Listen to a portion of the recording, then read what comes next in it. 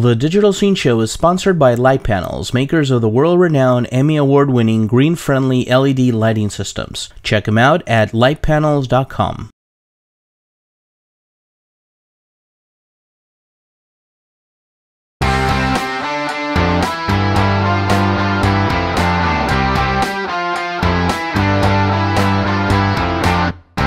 Welcome to the Digital Scene Show here at the Hollywood Post Alliance Award Show 2009. Thank you.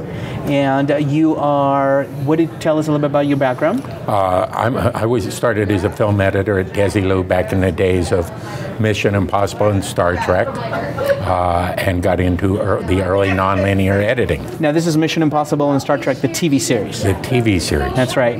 Back at when Lucy ran the lot. That's right. Lucy on the lot. She'd already gotten rid of Desi. It was a little home away from home, basically. I spent 8 years there. Now it's interesting because we had a little pre-talk before we started recording, and you were telling me a little bit about your background in digital NLEs and how you got started in that. Maybe you can explain. This was analog nonlinear editing. The first editing system, like the Ediflex and the Montage used beta tapes. The Ediflex used 8 or 12 VHS decks that all had the same information on them. That was the random access controlled by a Commodore 64K computer. That's amazing. With the light pen. In fact, the inventor of the Ediflex created the CMX 600, which was the very first nonlinear machine, a fellow named Adrian Ettlinger, and he has the nonlinear patent.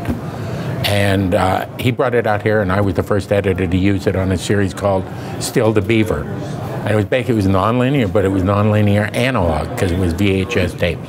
Right. And because of changes in ownership, we didn't make the leap to digital, and Avid took over. But at one time. So there was no time code there either, right? Time code on the VHS tapes. Interesting. We used professional model VHS decks. Okay. And so the half-inch tapes did have time code on them. Right. That we laid down from a 3/4-inch tape, which nobody has anymore, or a half-inch tape, which nobody has anymore. Right, or tape in general. That's going out, right? Tape in general. Right. So let's talk about a little bit more of the present stuff. How do you see the current industry with digital media? Right, we're going tapeless, for example. In this camera, It's completely tapeless.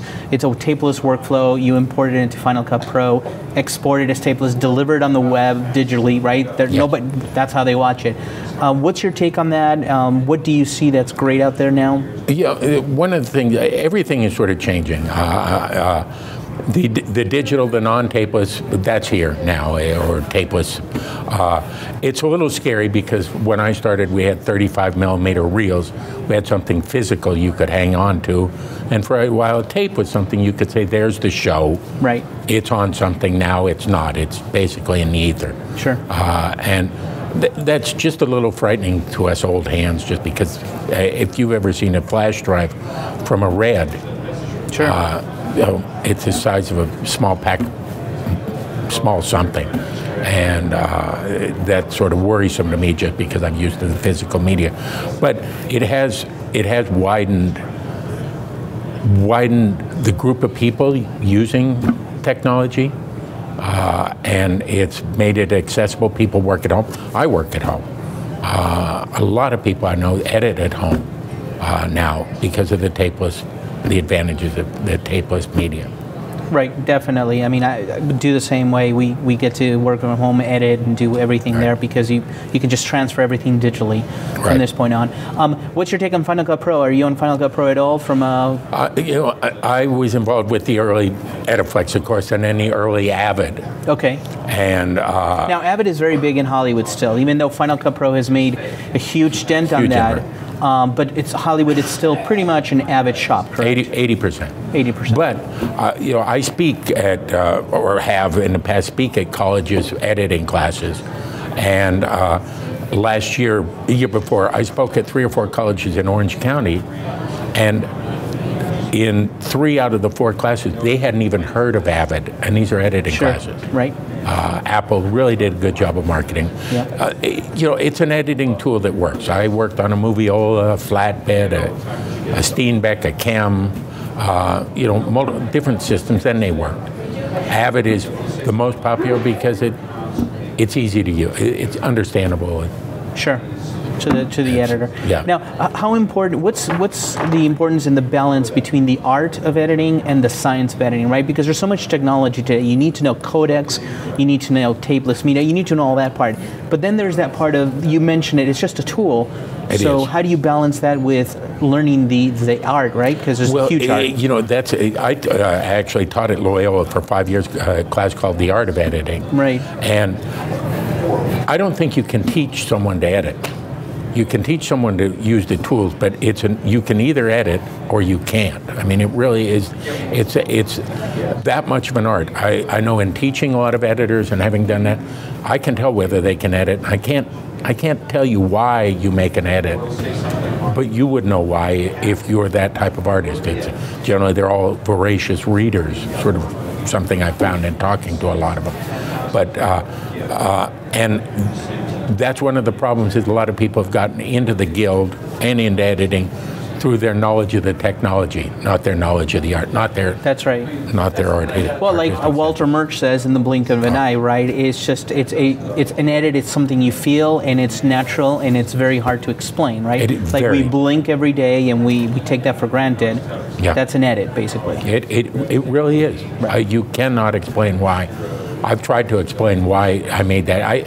You know, esoterically I can say why, because you were saying something interesting, but why I chose that frame, right? I don't know. And one of the interesting things is comedy. If you can cut comedy, you can cut anything. Right. But there are a lot of dramatic editors that can't cut comedy, and they're good dramatic editors. But the timing in comedy is extremely important, not as important as drama. Sure, sure. Now, for upcoming editors that want to get in the business or just want to learn more about editing, what one tip would you recommend for them?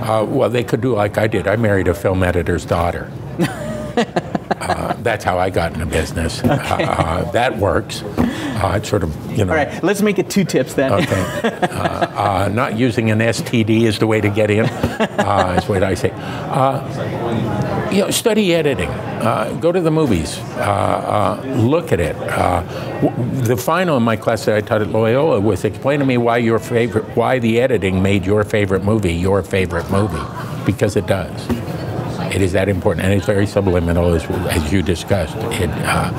It is read, because editing is writing, except with film. Right. The descriptive phrase, "Here we are at the HPA Awards," is generally a wide shot. If you said something nasty to me, probably say it in a close-up, and I would react in a close-up, right, as an underline in a writing. So there are certain rules to follow, but at the same time is also a mixture with gut feeling and emotion. Right, but that is one of the things that nonlinear editing has brought, is they've broken 90% of the rules I was taught at Desilu. You can't do this. A reaction has to be this long, physical, sure, this long. No, it doesn't. A reaction can be this long. Right. And we never tried that with film, because when you made an edit in film, it was too if late. You made a mistake, right, you had to splice it over, and you'd look at it. You'd see this mistake. Oh, why is that spliced there? Well, I made a mistake. Right. So that is one of the advantages. People are learning editors are learning to edit in a lot freer society, as you might say. Definitely. Herb, it was great to meet you. Thank you so much for your knowledge and your time, and have fun tonight. Okay, thank you, and thank you very much.